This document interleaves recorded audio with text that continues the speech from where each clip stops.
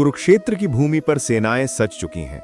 चारों ओर रथों की गर्जना है, शंखों की गूंज हवा को चीरती हुई फैल रही है। धरती थरथरा उठी है, मानो स्वयं प्रकृति भी इस युद्ध की प्रतीक्षा में सांस रोके खड़ी हो। दुर्योधन अपने गुरु द्रोणाचार्य के पास खड़ा है। उसकी आंखों में अब एक नया भाव है। जहां पहले भय था, अब वहां एक बनावटी आत्मविश्वास झलकता है। ये वही क्षण है जब मनुष्य अपने डर को छिपाने के लिए अहंकार का कवच पहन लेता है। अस्माकं तु विशिष्टा ये तान्निबोध द्विजोत्तमा नायकाः मम सैन्यस्य संज्ञार्थम तान ब्रवीमिते। हे द्विजोत्तम अर्थात श्रेष्ठ ब्राह्मण आचार्य द्रोण, अब आप हमारे पक्ष के उन प्रमुख योद्धाओं को भी जान लीजिए जो मेरी सेना के सेना नायक हैं। मैं उनका परिचय आपको देता हूं।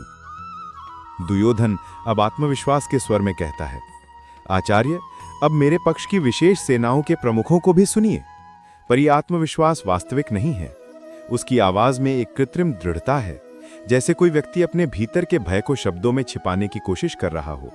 वो भीष्म, कर्ण, कृपाचार्य और अश्वत्थामा जैसे महारथियों के नाम लेने लगता है, पर उसके मन में एक गूंज है, अगर मेरे पक्ष की शक्ति इतनी महान है तो मैं अब भी इतना अस्थिर क्यों महसूस कर रहा हूं। यही वो क्षण है जहां गीता मानव मन का गूढ़ रहस्य उजागर करती है।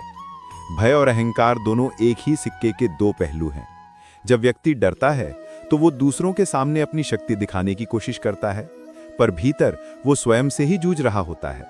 ये श्लोक केवल योद्धाओं की सूची नहीं है, ये उस मनोस्थिति का दर्पण है जहां इंसान अपनी आंतरिक कमजोरी को ढकने के लिए बाहरी शक्ति का प्रदर्शन करने लगता है।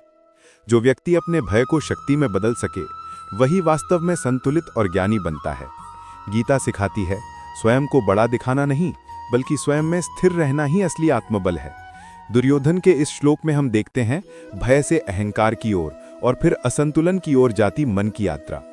वो अपने गुरु को अपनी शक्ति दिखाना चाहता है, पर वास्तव में वो अपने विश्वास को खोज रहा है। गीता हमें याद दिलाती है, विजय युद्ध भूमि में नहीं, बल्कि स्थिर मन में होती है। जय श्री कृष्ण।